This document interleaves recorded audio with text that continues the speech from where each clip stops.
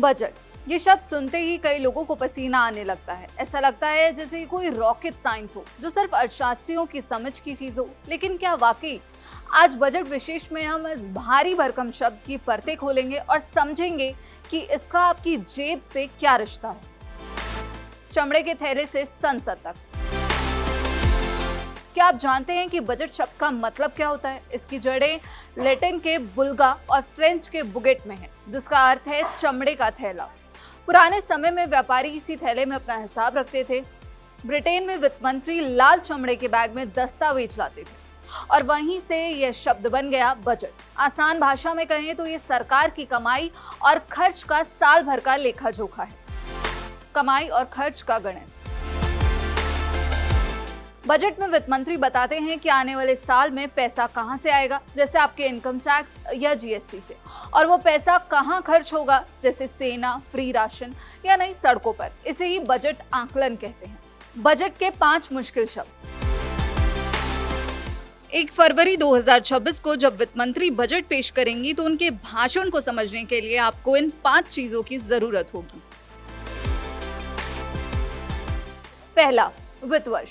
यह साल 1 जनवरी से नहीं बल्कि 1 अप्रैल से शुरू होकर 31 मार्च तक चलता है। इसे ही हिसाब किताब का साल माना जाता है। दूसरा, डायरेक्ट और इनडायरेक्ट टैक्स। जो आप अपनी सैलरी से सीधे सरकार को देते हैं वो है डायरेक्ट टैक्स, जैसे इनकम टैक्स, और जो आप चिप्स के पैकेट या फिर मूवी टिकट्स पर देते हैं वो है इनडायरेक्ट टैक्स, यानी कि जीएसटी। तीसरा, फिस्कल डेफिसिट, राजकोषीय घाटा जिसे कहा जाता है। मान लीजिए आपकी कमाई 100 रुपए है और खर्च है 120 रुपए, तो वो 20 रुपए का अंतर घाटा है। सरकार जब विकास के लिए अपनी कमाई से ज्यादा खर्च करती है तो उसे ही फिस्कल डेफिसिट कहते हैं। चौथा है विनिवेश, यानी कि डिसइन्वेस्टमेंट। जब सरकार अपनी किसी कंपनी जैसे एयर इंडिया या एलआईसी का कुछ हिस्सा बेचकर पैसा जुटाती है तो उसे डिसइन्वेस्टमेंट कहते हैं। 5वां पॉइंट इसमें है जीडीपी। एक साल में देश के भीतर बने सभी सामानों और सेवाओं की कुल वैल्यू। यह देश की तरक्की का रिपोर्ट कार्ड है। अब सवाल उठता है कि क्या सरकार मनमर्जी से टैक्स लगा सकती है? तो इसका उत्तर है नहीं, सरकार मनमानी नहीं कर सकती। बजट के साथ एक वित्त विधेयक लाया जाता है। जब तक संसद इस पर मोहर नहीं लगा देती तब तक कोई भी नया टैक्स लागू या फिर कानून नहीं बनता।